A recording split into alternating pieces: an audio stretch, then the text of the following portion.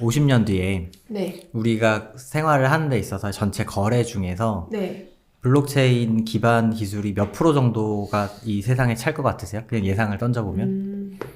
퍼센트로 따지자면 좀 어려울 것 같은데, 네. 그래도 약간 백엔드 기술로는 꽤 들어갈 것 같아요. 적어도 그래도 한 70%까지는 들어가지 않을까? 왜냐하면은 네. 지금도 블록체인이라고 명시를 하지 않을 뿐이지, 약간 백단 기술로 블록체인을 쓰는 경우는 많거든요. 근데 그 네. 기술이 블록체인이 곧 디지털 기술은 아니잖아요. 그러니까 아, 이미 그쵸. 디지털화되어 네. 있는 기술들은 굉장히 많고 그 중에 네. 블록체인 중에서도 거래에 쓰이고 있는 경우는 제가 알기로는 그렇게 아, 많은 거래. 비중은 네. 아니거든요. 네. 근데 이제 화폐라고 포지셔닝을 할 때 음. 거래에 쓰인다라는 것들이 배경으로 깔리고 지금 화폐라고 포지셔닝을 하기 때문에 저는 사실 그 부분이 굉장히 중요한 논점이라고 생각해요. 그러니까 우리가 지금 셋 다 공통으로 동의하는 부분들은 기술로서의 값어치에 대한 것들은 우리가 인정을 하고 있어요. 네, 예. 그렇죠. 근데 화폐라는 말이 붙음으로써 생기는 오해, 그렇지. 네. 그리고 그렇지. 사용성에 네. 있어서의 문제는 네. 저는 요거는 조금 더 분명하게 정의가 돼야 된다고 생각하고 네. 그러기 위해서 아까 제가 던진 것 같이 몇 년 후에 몇 프로 정도라는 얘기들을 네. 서로 해봐야지 조금 격차가 줄어들 것 같아요. 그러니까 너무 뜬구름 잡는 얘기들이 많이 나와서 전 되게 네. 불편하거든요. 선생님 몇 프로 정도로 예상하시나요? 기록이 중요한 분야에서는 50% 이상? 인간은 네. 끊임없이 기록하는 동물인 동시에 끊임없이 그 기록을 바꾸고 싶어 하는 동물인데 네.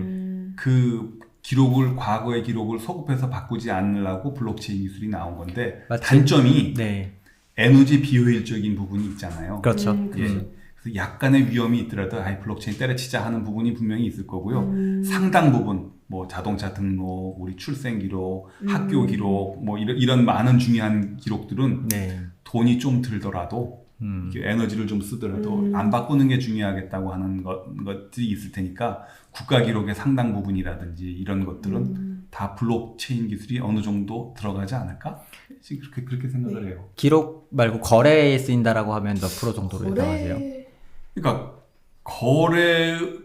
그걸 제가 잘 모르겠어요. 거래의 기록까지는 모르겠는데 네. 기록을 거래한다? 저는 그게 기록이라고 하는 것은 something else. 그렇죠. 난중일기 바깥에 있는 것을 기록하는 것이지 네. 난중일기 안에서 일어나는 것의 기록은 무의미하다. 자기 진술적인. 저는 그 생각이 너무 강해가지고 저도 아까 70% 이상으로 쓰인 계속 백단 기술 강조한 게요. 이게 화폐로 블록체인이 쓰인다 그래서 이게 실제로 화폐로 통용된다 이런 의미는 아니에요. 그러니까 물론 제가 이 얘기를 하면은 좀 업계에서 반발이 많으실 텐데 네. 그러니까 블록체인 이꼬르 암호화폐냐 저는 이건 아니라고 보거든요. 그리고 또 이게 화폐로서 정의되기에는 넘어야 될 산도 많아서 그 용어 자체도 다시 업계에서 모두 다 좀 고민을 해볼 필요가 있다고 생각을 하고 근데 다만 이럴 가능성이 있어요. 암호화폐가 어쨌든 화폐라고 좀 보긴 좀 어렵지만 이게 어느 정도 지급 결제 수단으로서 이제 자리를 잡으려면 메타버스 얘기가 계속 나오잖아요. 네. 그 이유가 왜 계속 이제 그 블록체인 하면서 메타버스 얘기가 나오냐 이게 그거예요. 어차피 현실에서는 그러니까 실제 법정 화폐가 통용되고 있는데 그 메타버스에서 여기서는 딱 이것만 쓴다. 이제 그 얘기하셨지만 피앗이란 게 let it be 그 머니라고 커런시라고 하셨잖아요.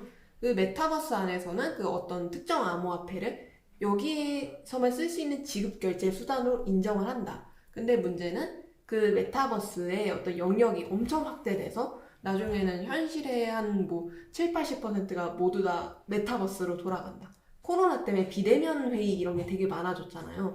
그런 것처럼 메타버스로 이제 오피스도 메타버스 안에 구축하고 그 안에서의 어떤 지급 결제 생태계를 이제 암호화폐로 한다. 그러면은 이제 어느 정도 지급 결제 수단으로 화폐라고 저는 얘기하지 않습니다. 계속 지급 결제 수단으로 자리 잡을 수는 있겠지만 결국 그게 얼마나 확대가 될 것이냐. 메타버스는 또 다른 변수다. 이렇게 정의할 수 있겠네요. 네, 그게 중요한 관건이라고 저는 생각을 합니다.